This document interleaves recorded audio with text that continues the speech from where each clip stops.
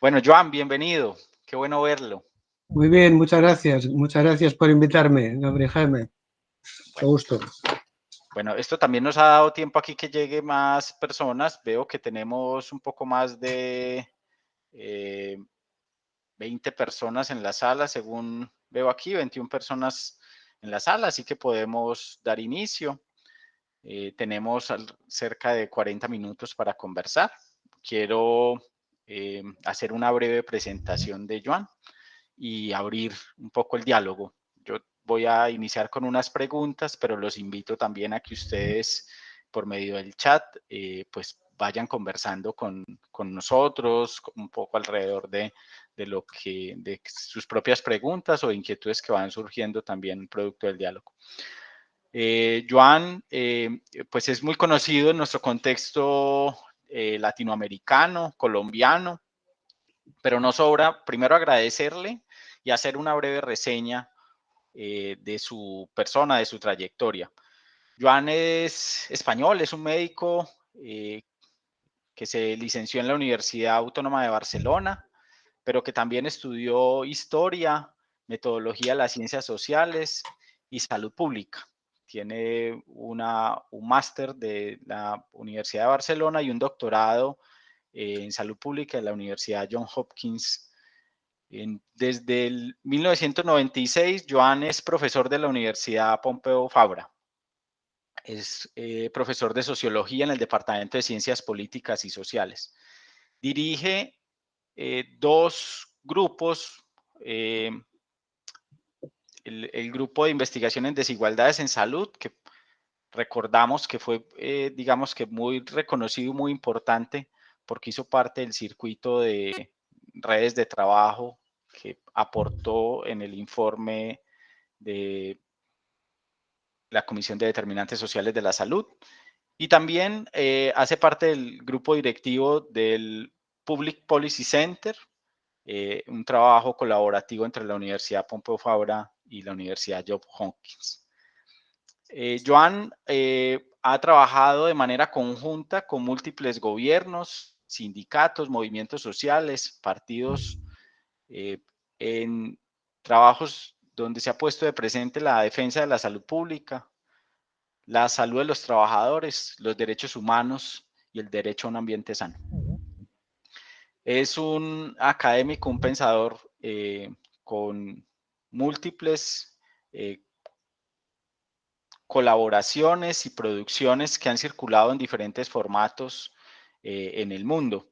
Algunos de sus textos más conocidos y que usamos en nuestras universidades, por ejemplo, son el libro Aprender a mirar la salud, el libro Empleo, Trabajo y Desigualdades en Salud, una mirada global, que recoge una parte importante del aporte que hicieron para la Comisión de Determinantes Sociales. El libro La Sanidad está en venta y recientemente ha salido el libro La Salud es Política, un planeta enfermo de desigualdades, de la editorial Icari. Bueno, con esta breve presentación de su, digamos que de su extensa trayectoria, pues quiero darle entonces la bienvenida, agradecerle por participar de nuestro Congreso Salud Global, Sindemias y Retos de la Salud Pública, que organiza la Universidad de Antioquia. Y proponerle que conversemos, lo hemos visto muy activo en diferentes espacios académicos, en medios, con reflexiones en torno a lo que ha sido y lo que va produciendo un poco la pandemia. Pues queremos aquí en esta sala de acción global por la salud pública un poco tener un diálogo en clave de balance. Llevamos un poco más de 2 años y creemos que es importante hacer balance de lo que ha pasado. De aprendizajes, es posible también comenzar a vislumbrar algunos aprendizajes y desafíos. Y quisiera comenzar, Joan, proponiéndote que hablemos sobre, digamos que las pandemias y los tiempos históricos, aprovechando digamos que tu origen español. Quisiera un poco plantearte para iniciar dos preguntas. Una es si es posible que establezcamos algún símil entre tiempos históricos y evolución de las epidemias, entre lo que ocurrió, un símil entre lo que ocurrió en esta pandemia y la epidemia de la gripe española de inicios del siglo pasado. Y si lo vemos en perspectiva histórica, un poco qué nos enseña esta última pandemia sobre el sistema social en el que está organizado el mundo, sobre lo que, digamos que leído con un siglo de distancia, qué nos enseña, qué nos deja ver esta pandemia sobre el capitalismo del siglo XXI. Muy bien, Gabriel Jaime, muchísimas gracias antes que nada por la invitación. Es un agradeceros la invitación de un congreso de tanto interés, me parece que tan activo y con tantísima gente implicada. Siempre es un placer hablar con el público, sobre todo de América Latina, porque en América Latina los congresos me parece que son mucho más vivos y, en mi opinión, mucho más interesantes que bastantes de los congresos internacionales y nacionales a los que puedo asistir, ¿no? Donde se discuten muchas cosas básicamente técnicas y metodológicas, pero mucho menos con una visión más global y más social, ¿no? No sé cuánto tiempo disponemos exactamente ahora. Quizá una idea, si te parece bien, si os parece bien, es que haga no sé, una breve exposición un poco en línea con tus comentarios y luego vamos un poco pues ampliando, discutiendo otras cuestiones que me hagas tú o que haga otras personas, ¿no? ¿Te parece bien? Sí. Sí, claro que sí. Tenemos 40 minutos en principio. Muy bien, bueno, entonces voy a hacer una pequeña exposición un poco para ver algunas de las que me parece que son algunas de las claves de lo que ha sido esta pandemia. A ver, lo primero que yo diría es que vivimos en un mundo realmente peligroso. Yo creo que cualquier salubrista, cualquier persona que trabaje en los temas de salud colectiva o de salud pública, tiene que reconocer esto y tiene que reconocerlo por múltiples razones. Pongamos 3 o 4 de las bastantes que podríamos poner. Por un lado, la crisis ecológica, la crisis climática, que es parte de la crisis ecológica, pero solo una parte. La crisis, digamos, de las democracias, la crisis que se puede dar en cualquier momento de una guerra más global, y ahí el mundo multipolar que se ha formado en los últimos años y la relación entre Estados Unidos y China es un ejemplo muy claro de los riesgos que estamos corriendo ya y que podemos correr. Y desde luego un mundo de desigualdades crecientes donde hemos llegado a unos niveles de desigualdad realmente pavorosos, ¿no? Y al lado de eso, al lado de esa situación de muchas amenazas, de muchos peligros para la vida y desde luego para la salud, tenemos, curiosamente, en un mundo donde hay tanta información, donde hay tantas redes sociales, donde hay el Big Data, donde hay inteligencia artificial, etcétera, etcétera, tenemos, creo que, un mundo muy desinformado, ¿no? Un mundo con un conocimiento muy limitado, donde una gran parte de la población creo que no entiende bien o no entiende con profundidad las causas de lo que está ocurriendo. Lo que hay es mucho ruido, mucho ruido, sobre todo en las redes sociales, también desde luego en Internet, y eso nos dificulta tener una mirada pues más global, más completa, más integrada, más política también de lo que está ocurriendo, ¿no? Bueno, si hablamos de la pandemia, en concreto yo creo que voy a seguir un par de frases que me parecen oportunas. Una lo dijo Boaventura de Sousa Santos cuando dijo en un escrito, en un libro también, que la pandemia ha abierto las venas del mundo, usando también la metáfora que conocemos del libro conocido de los años 70 de Eduardo Galeano, ¿no? El gran escritor uruguayo. Y Ignacio Ramonet, un gran teórico de la comunicación, gran periodista y escritor, autor de múltiples estudios de enorme interés, ha dicho que la pandemia es un hecho social total. ¿Por qué? Porque si lo pensamos un poco, tenemos detrás o delante todo tipo de cuestiones. Tenemos temas ligados a la ecología, a la política, al trabajo, al transporte, a la hipertecnología, al negacionismo, a la vigilancia y a mil cosas más, ¿no? Entonces, junto con eso, me parece que hemos de decir, por tanto, que estamos ante un tema global que tiene múltiples dimensiones y eso hace muy difícil entender algunas de las claves, pero creo que podemos reflexionar y decir cosas de interés, por supuesto. Me preguntabas, Gabriel Jaime, del tema de la gripe española, la llamada o mal llamada gripe española.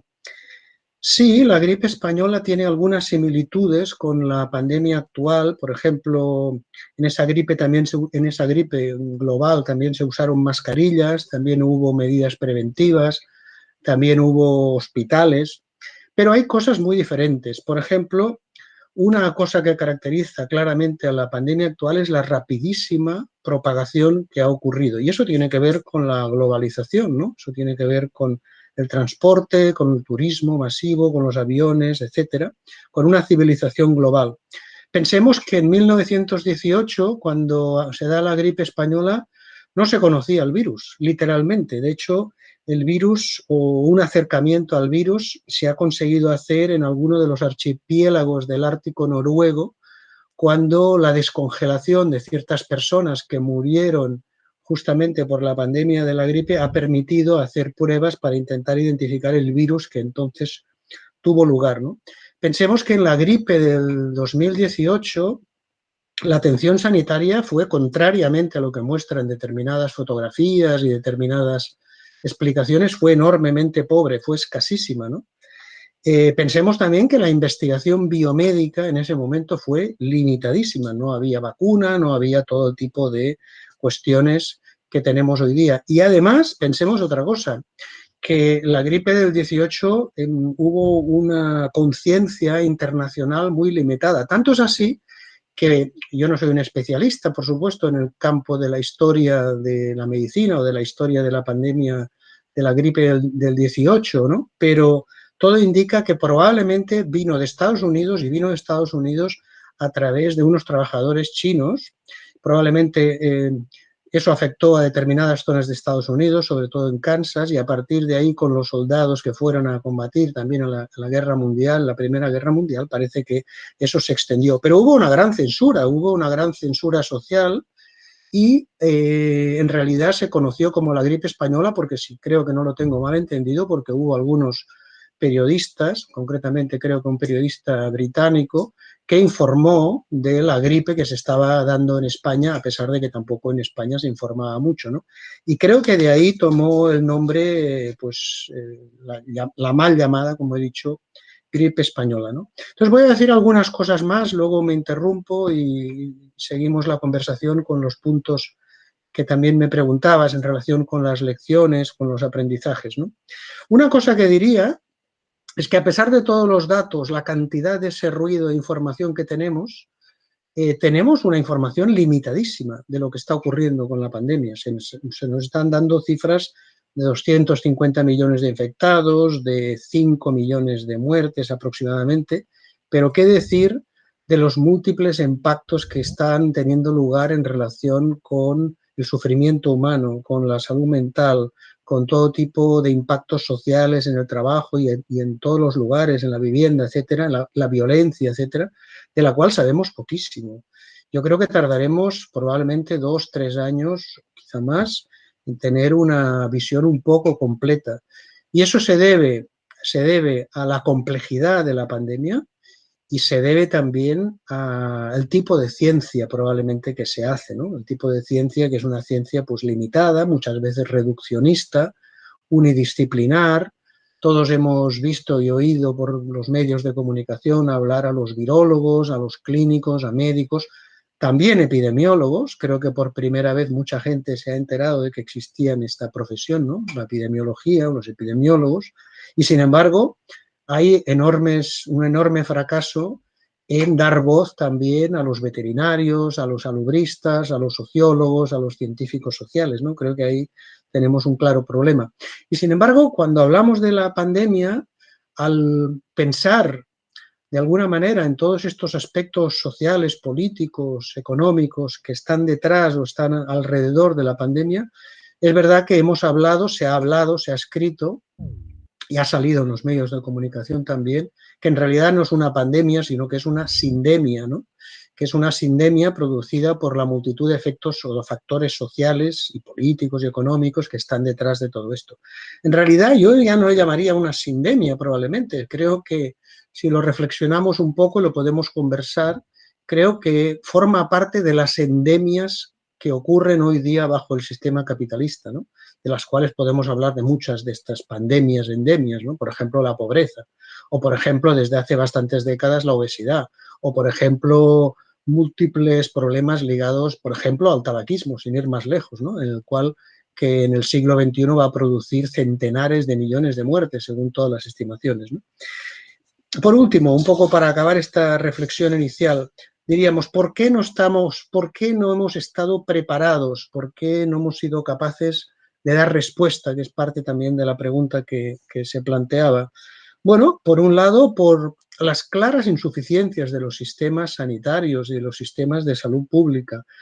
Insuficiencias de por sí ya existentes, pero que además en las últimas décadas en muchos países se han agravado precisamente por los procesos de mercantilización de la sanidad y también de los sistemas sociales. España ha sido un ejemplo muy claro, ¿no? Sobre todo en la primera fase de la pandemia hubo muchas muertes debido precisamente a la debilidad de los sistemas sociales. En España hubo una ley que se aprobó, creo que si no recuerdo mal, en el año 2006, que intentaba ofrecer pues, un desarrollo de los sistemas sociales, ¿no? De las personas mayores, etcétera, y sin embargo, todo eso no se financió. Llegó a la crisis del 2008 en adelante y eso quedó en manos básicamente de empresas privadas y demás, con unos niveles de precariedad y de precarización de los trabajadores y trabajadores muy elevado y con pocos recursos. Eso explica en buena parte el problema, ¿no? De lo que ocurrió sobre todo en esta primera fase, ¿no?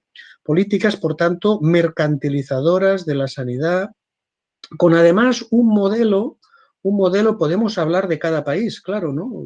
Estoy pensando en España, pero podemos hablar, por supuesto, de muchos países. Y pienso en España porque en España se nos ha dicho, se nos ha repetido que teníamos uno de los mejores sistemas sanitarios del mundo. Y claro, todo depende con qué lo comparamos, ¿no? Es probable que el sistema español, comparado con muchos otros países, pues sea de los que están en la parte alta, claramente. Y sin embargo es un sistema sanitario absolutamente insuficiente para hacer frente a los problemas graves y probablemente todavía más graves que nos pueden venir. ¿Por qué? Porque es un sistema básicamente biomédico, porque es un sistema básicamente hospitalocéntrico, donde la atención primaria tiene muy poco peso, porque es un sistema tecnocéntrico, centrado básicamente en las tecnologías y donde se da mucho menos peso a la atención social, comunitaria, a los determinantes sociales o políticos o la determinación social, como se suele decir mejor en América Latina, o a los determinantes políticos, etcétera, ¿no? Y por tanto, bajo esa situación y bajo las inercias económicas de los gobiernos, que han adoptado en muchos países del mundo una estrategia, digamos, de mitigación, de abrir y cerrar y de abrir y cerrar, de alguna manera, pues la actividad económica, todo eso ha dado lugar a una auténtico catástrofe desde muchos puntos de vista, ¿no? Otros modelos diferentes son los que han tenido lugar en países asiáticos, o bastantes países asiáticos, donde se ha optado por una estrategia más contundente, el caso de China, el caso de Vietnam. Eso no quiere decir que no hayan tenido problemas y siguen teniendo problemas, y donde también el elemento comunitario también ha sido importante, ¿no? Ahí también Cuba ha jugado un papel. El tema comunitario que ha sido claramente despreciado, me parece, en muchos países occidentales, ¿no? Entonces, bueno, estos son, creo que, algunos de los elementos que puedo decir así de entrada que están detrás de esta pandemia y nos puede ayudar a abrir un poco la reflexión. Muy bien, Joan, excelente. Excelente como, digamos que introducción y motivación inicial. Vos has planteado, bueno, esta entrada es general, entonces habría como muchos lugares por el que podríamos entrar a profundizar algunos asuntos. Yo te propondría que nos detuviéramos un momento en conversar sobre el origen de la pandemia y sobre las causas. Y has planteado en algunos textos, en algunas reflexiones, que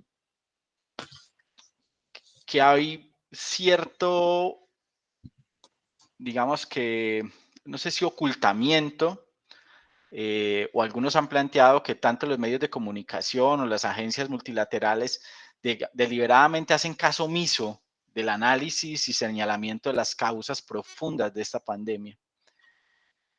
Lo hemos discutido también en algunos espacios en nuestra comunidad académica, en el sentido de identificar que esta no es una reflexión común de las discusiones académicas ni institucionales. Ya ha señalado ahí algo de que esto deja ver también, digamos que un problema más profundo, y es el de las perspectivas epistemológicas desde las cuales leemos y problematizamos el mundo, desde las cuales entendemos la salud de las poblaciones, el tema del tipo de ciencia que hacemos. Quisiera que habláramos un poquito sobre, digamos que esta comprensión, esta lectura que haces sobre la articulación de ciertos procesos globales que nos ponen de cara a lo que algunos han venido planteando, como si es que pudiéramos hablar de un capitalismo del siglo XXI de tipo pandémico, y ligado a eso, y es qué tanto hemos aprovechado esta pandemia para motivar cambios en la perspectiva desde la que estamos leyendo fenómenos complejos de la salud de las poblaciones como las epidemias. Que no sé qué balance haces de lo que has visto en los espacios por los que has ido transitando. ¿Qué tanto hemos aprovechado para ganar, digamos que interpelar esas perspectivas paradigmáticas que son predominantes y que abran la puerta a pensar de manera mucho más clara y a ganar entendimiento en las causas, en los procesos de determinación social de las epidemias?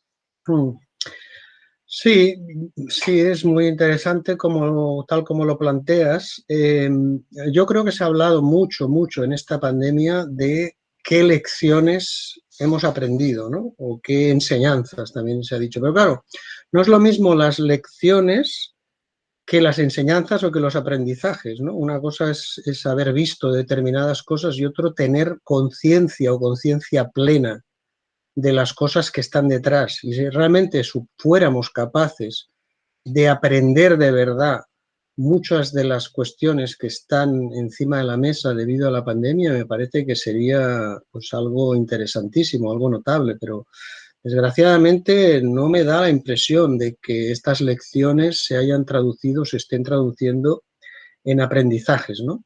Tú comentabas el tema de qué hay detrás de la pandemia. Bueno, los científicos, sobre todo los ecólogos y los biólogos, han escrito bastante extensamente sobre la cuestión, ¿no?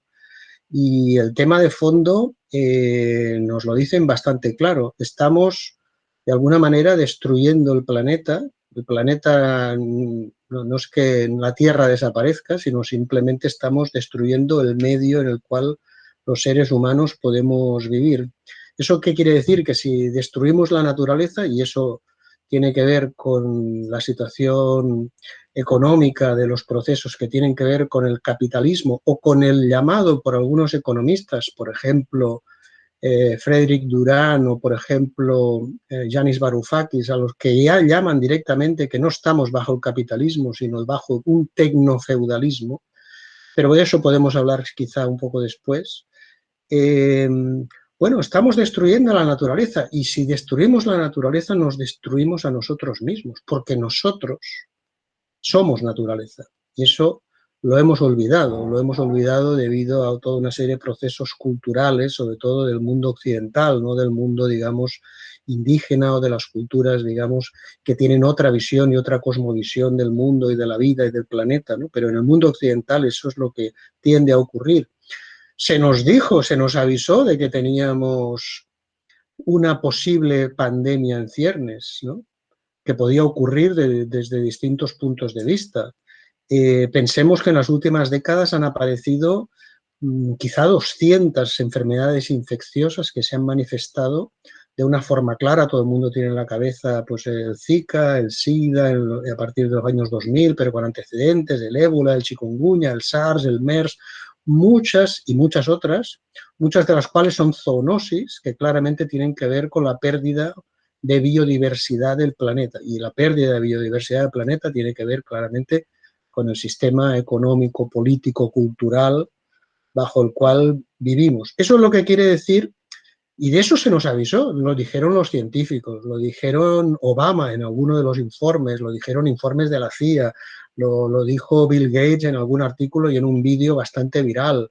O sea, de esta información teníamos todo el conocimiento, no todo el conocimiento, pero muchísima advertencia de que eso podía ocurrir. Y sin embargo, las inercias del sistema en el que vivimos impidieron, y creo que siguen impidiendo, pues hacer lo que necesitamos, que es una acción de prevención planetaria, ¿no? Y para eso hace falta tener planificación, tener recursos y demás. Dicho en una frase, si no cambian las cosas, los seres humanos, la humanidad o gran parte de la humanidad, creo que, y no lo digo yo, lo han dicho también bastantes especialistas, somos una especie en peligro de extinción, lo mismo que hay en peligro de extinción muchas otras especies en el planeta, ¿no? Entonces, para completar un poco este cuadro, que puede parecer muy negro, pero no es pesimista, si revisáis o si revisan la literatura científica, hay un acuerdo clamoroso entre los científicos, los ecólogos, los biólogos de lo que está ocurriendo, de lo que tiene que ver con el cambio climático y demás. Por tanto, en ese sentido, no hay tanta discusión más allá de los negacionismos existentes desde Trump a tantos otros, ¿no? Entonces, para completar un poquito el cuadro, también diría algunos otros elementos que pueden servirnos de esto, de lo que decíamos, ¿no? Enseñanzas, aprendizajes, quizá, ojalá que las aprendamos. Primero, de la investigación biomédica, que es la hegemónica, y por tanto ahí hay que hablar de hegemonías. No es que no veamos ciertas cosas, es que no están en primer plano. ¿Es importante la investigación biomédica o la investigación sobre vacunas? Sí, claro que es importante. O la investigación clínica, claro que es importante. Pero eso no es todo. Y ahí hay una lucha de hegemonías, claramente. Una lucha por tener una visión completa o no completa, ¿no? Como decía Paulo Freire, muchas veces lo que ocurre con la visión dominante es que nos hace miopes ante ver la realidad, ¿no? Entonces, la investigación biomédica por sí sola no puede prevenir, no puede solventar problemas de salud colectivos o de salud poblacional o de salud pública. Esto, por un lado. Entonces, la pregunta es, ¿por qué es tan débil la salud pública? ¿Por qué se invierte tan poco en salud pública, ¿no? Tenemos un déficit preventivo clamoroso que obviamente es funcional al sistema en que vivimos. En ese sentido, el sector público, los sectores públicos de los distintos países y de los distintos sistemas sociosanitarios tienen que mejorar, pero tienen que mejorar en línea con lo que antes decía, la crítica que decía, ¿no? La tecnofilia, el hospitalocentrismo, etcétera, etcétera, ¿no? Todas estas cuestiones que lamentablemente no da la impresión de que estemos aprendiendo demasiado bajo la pandemia. El tema de la vacunación, por ejemplo, por citar otro elemento importante, es un hecho increíble que en muy poco tiempo la humanidad haya sido capaz de desarrollar no una, sino bastantes vacunas efectivas. Y sin embargo, la vacunación y para un problema pandémico no es un tema sanitario solo, es un tema básicamente político, donde hay que tener en cuenta cuáles son las fuerzas, cuáles son las inversiones que se han hecho básicamente públicas, pero que han quedado en manos básicamente privadas de grandes empresas farmacéuticas, el Big Pharma, pues que se ha dedicado pues a lo que se dedica, como es lógico y natural en su visión, ¿no? que es hacer beneficios, ¿no?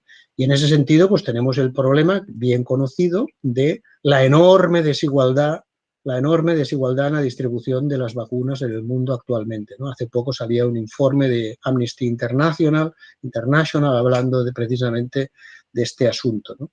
Entonces, ahí tenemos todo un elemento muy, muy grave, y en el sentido de que todos sabemos o estamos aprendiendo que Biotech, Moderna, Pfizer están ganando decenas y decenas o cientos, incluso millones de dólares debido a la pandemia, ¿no?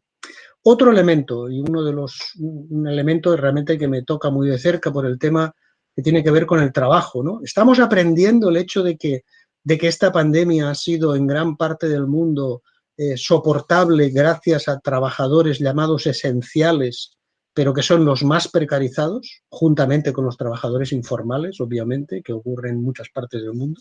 Pues ahí tenemos otro tema del cual me temo que tampoco estamos aprendiendo, ¿no? Y por acabar, por decir 2 o 3 puntos más y no alargarme mucho.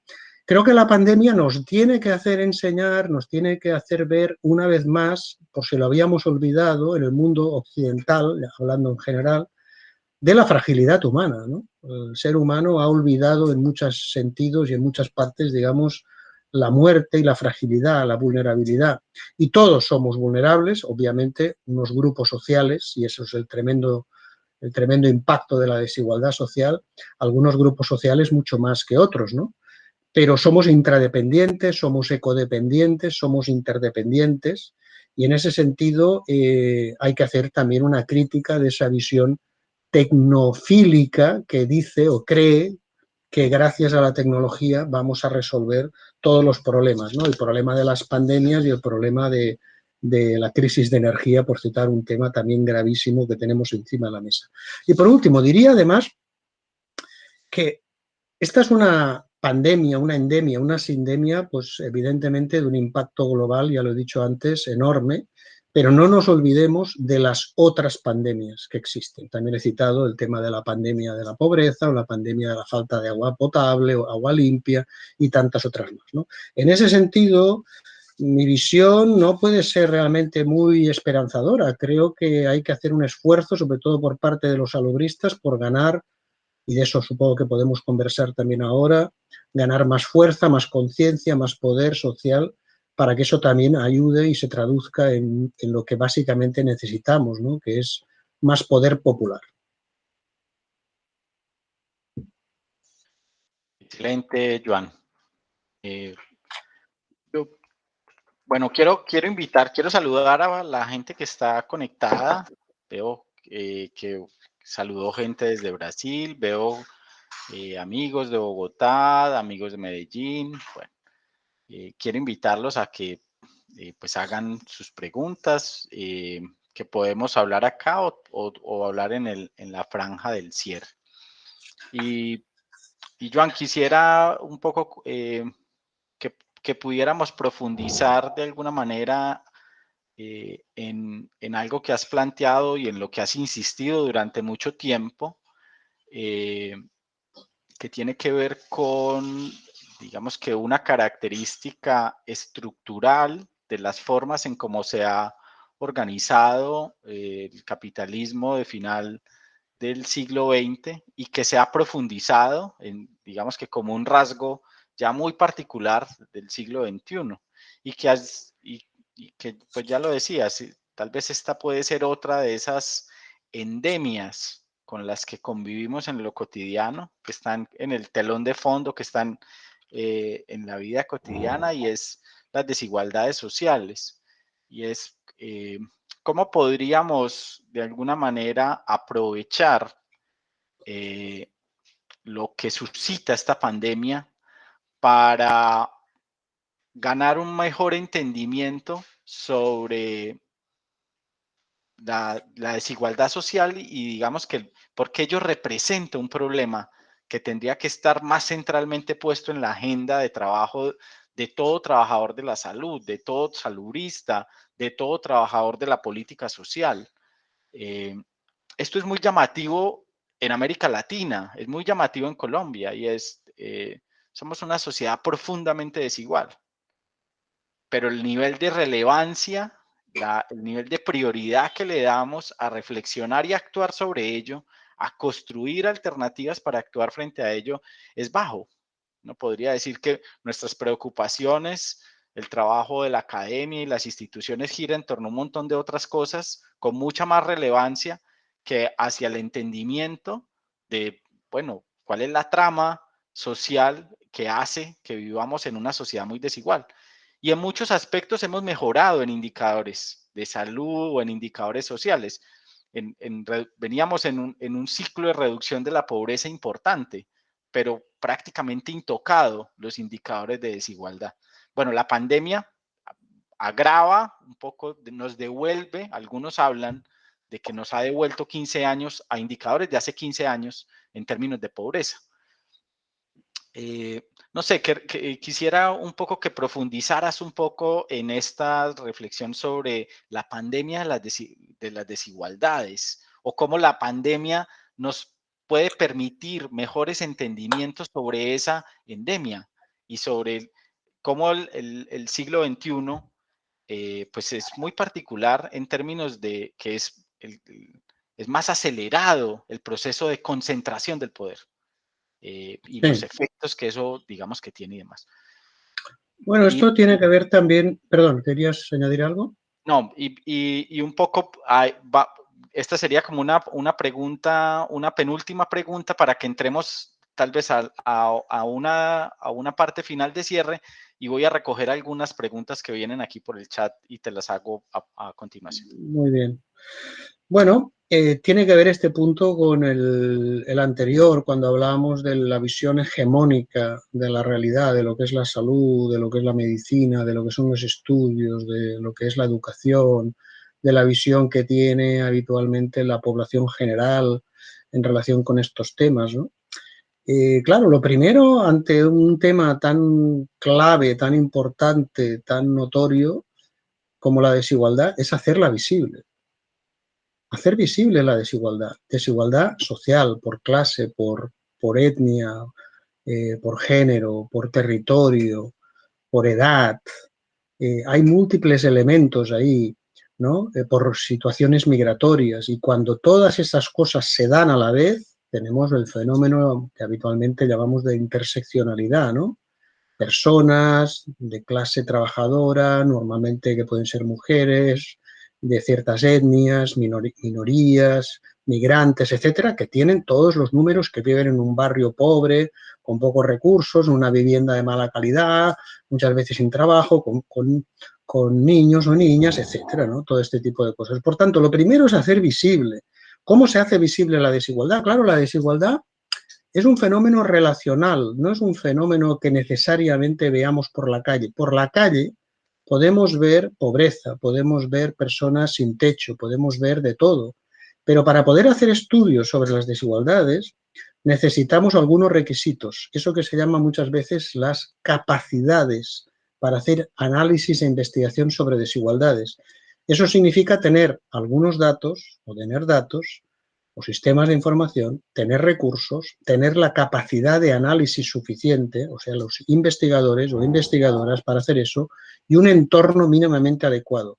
Un estudio de una estudiante doctoral mía hace unos pocos años mostró que en el campo de las desigualdades en salud en los últimos 50 años, el último medio siglo, el 70% de la producción mundial tiene lugar básicamente en los países anglosajones. O sea que básicamente países que tienen muchos problemas, por otro lado, y que son algunos de los más ricos del mundo, pero son también los que producen pues la mayor parte de investigación sobre desigualdad. ¿Qué sabemos de lo que está pasando con detalle, ¿no? Porque una cosa es hablar de que hay desigualdad y otra es conocerlo con detalle, describir la realidad muy bien.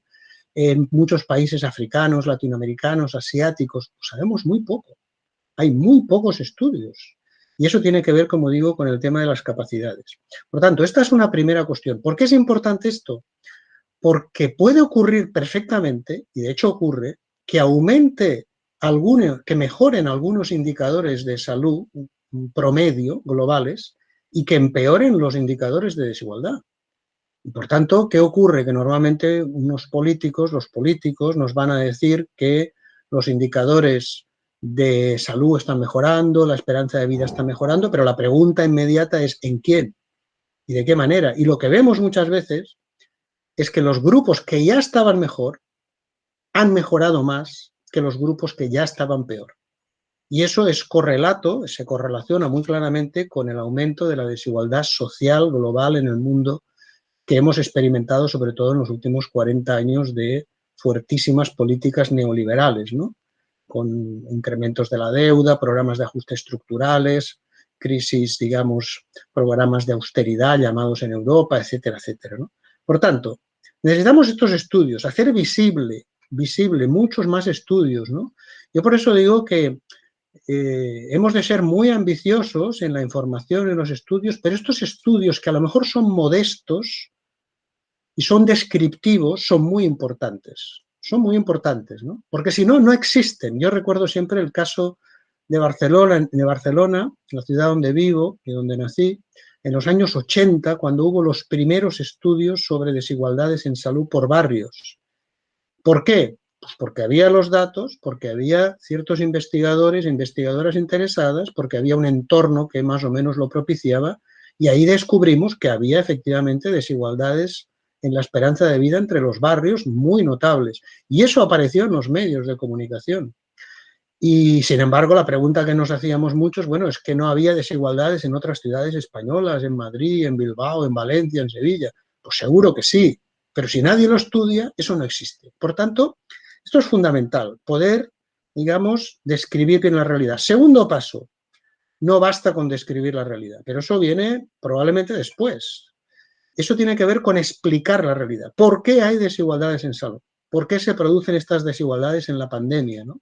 ¿Cuáles son las causas? Y ahí hay toda una batalla técnica, ideológica también, por intentar buscar explicaciones a las cosas, ¿no? Por ejemplo, uno podría decir, bueno, ¿cuáles son las causas de la obesidad en el mundo? Porque hay una auténtica pandemia de obesidad, ¿no? Hay unos quizá 1.500 millones de personas con obesidad o sobrepeso. Y claro, ¿qué ocurre? Que muchos investigadores de alto nivel y de alta calidad buscan las explicaciones de esta pandemia o bien en factores genéticos o bien en factores de riesgo tradicionales, etcétera, sin atender a los factores, digamos, de fondo, a los factores obesogénicos, a los factores estructurales, a los factores que tienen que ver con cómo las corporaciones agroalimentarias, el Big Food, llamado Big Food, pues básicamente está en gran medida, digamos, empujando hacia un tipo de dietas que facilitan, en todo caso, que haya estos problemas de obesidad, ¿no? Por tanto, hay que describir, hay que explicar, hay que evaluar políticas, hay que evaluar políticas, hay que ver para qué sirven las políticas, no solo para mejorar la salud, sino para ver si las políticas reducen la desigualdad o la inequidad, ¿no? Y por tanto, ahí tenemos otra gran tarea. Bueno, y por último, para no alargarme más, necesitamos también algo fundamental, y es que si todo ese conocimiento, todos esos estudios, toda esa información, todas esas explicaciones se quedan en los artículos científicos o en los libros, la sociedad no se va a enterar de todo esto. Necesitamos llegar a la gente, necesitamos aumentar la conciencia popular de que existe un fenómeno injusto, evitable, como es la desigualdad o las desigualdades o las inequidades, que tienen causas profundas, que se pueden evitar y que hay que intentar hacer el máximo para hacerlo. Y eso hay que hacer un trabajo de diseminación, de difusión, de concienciación muy notable entre la población, porque si no hacemos eso, repito, nos vamos a quedar con una información que va a quedar en los papers científicos, en los informes o en los libros, pero desgraciadamente no va a llegar a la opinión pública. Maravilloso, Joan. Quiero ponerle un último, digamos que tema para estos últimos 5 minutos, 4 minutos que nos quedan acá, pero que seguramente va a ser el punto de encuentro con las otras salas ahora que volvamos a la plenaria. Y tiene que ver con una pregunta que hace Laurenis desde Brasil, donde ella pregunta, profesor Joan, ¿qué le parece necesario para una acción global y conjunta para evitar otras pandemias que ciertamente llegarán? Y que yo la juntaría un poco con una reflexión sobre algo que usted ha planteado también, que le he leído en algunas entrevistas, acerca de una reflexión sobre las salidas políticas, sobre, a ver, ¿qué podemos un poco hablar de ideas para las prácticas y para las luchas emancipatorias que se dan en el mundo? Y le quiero poner un poco en diálogo con el planteamiento que hace el profesor Boaventura de Santos, cuando él plantea que estamos asistiendo, que de alguna manera las salidas políticas van a depender mucho de las narrativas que están en disputa. Y él plantea que por lo menos hay 3 narrativas, y dice, va a ser muy importante interpelar esas narrativas. Dice, está la narrativa del negacionismo, que es fuerte en algunos contextos políticos y sociales. Está la alternativa que él llama el gatopardismo, donde dice, bueno, algo pasó, lo que era necesario responder, pero volvamos rápido a la normalidad, que pues lo que tenía que pasar ya pasó, y pues volvamos más bien a la normalidad y recuperemos rápidamente la economía y sigamos como en el curso de lo que hay. Y una tercera en la que él aboga por una narrativa del cambio civilizatorio, y donde de alguna manera pues aquí conecto con la pregunta que hace Laurenis, que dice, bueno, ¿y qué hacemos en términos de la acción local, de la acción global? ¿Cómo nos juntamos para construir darle viabilidad a la construcción de otras alternativas civilizatorias? Bueno, no es una pregunta sencilla, es una pregunta claramente muy importante. Gracias, Laurenis, por hacerla. Claro, en un mundo mejor, en un mundo más justo, en un mundo más racional, probablemente, pues estas cosas que ahora vamos a plantear o que nos estamos planteando no ocurrirían, ¿no? Pero es que, claro, el mundo hay que verlo como algo mucho más complejo y mucho más conflictivo de lo que a veces o de lo que habitualmente se nos presenta en los medios de comunicación. Claro, después de la Segunda Guerra Mundial, cuando se pusieron en marcha una serie de organismos, también hubo algún intento anterior, claro, ¿no? En la Sociedad de Naciones, pero sobre todo a partir de la Segunda Guerra Mundial, con las Naciones Unidas, la Organización Mundial de la Salud y tantas otras, pues parecía un poco que ese sueño de cómo coordinar políticas, pensad que estamos pues hace 60, 70 años, ¿no? No estábamos en el momento de la globalización que se ha vivido después, pero ya en ese momento se podían plantear determinadas iniciativas de coordinación global, ¿no? Y claro, sí que las tenemos en algún sentido. Por ejemplo, la Organización Mundial de Comercio pues planifica globalmente y las grandes corporaciones planifican globalmente. Y sin embargo, sabemos el poder limitado que tiene organizaciones como las Naciones Unidas o como el Banco Mundial o el Fondo Monetario Internacional, que no son organizaciones democráticas, por supuesto, sino que unos pocos países son los que tienen básicamente el derecho al voto, ¿no? Entonces, claro, necesitaríamos una Organización Mundial de la Salud mucho más fuerte, mucho más potente, mucho más independiente. Pensad que el 70% de los fondos que recibe la Organización Mundial de la Salud son básicamente privados, y eso quiere decir que se hace dependiente de las fuerzas que ofrecen sus recursos, y por tanto necesitaríamos esa infraestructura, ¿no? esa capacidad de decisión a nivel global como mínimo para coordinar muchos procesos. ¿Procesos de qué tipo? Ligados con los sistemas de información, la vigilancia global, la transferencia de conocimiento y otras cosas. Parte de eso está en la ciencia que se hace hoy día, parte, pero repito lo que ya he dicho antes, es una ciencia muy biomédica, todavía donde la parte salubrística y crítica es muy insuficiente, ¿no? Y en ese sentido ahí tenemos mucho que decir. Por tanto, solamente me parece cuando haya grupos sociales, movimientos populares, partidos políticos que ejerzan suficiente presión para dar a entender que necesitamos otro tipo de organizaciones e instituciones globales, eso va a ser posible, porque claramente necesitamos instituciones globales.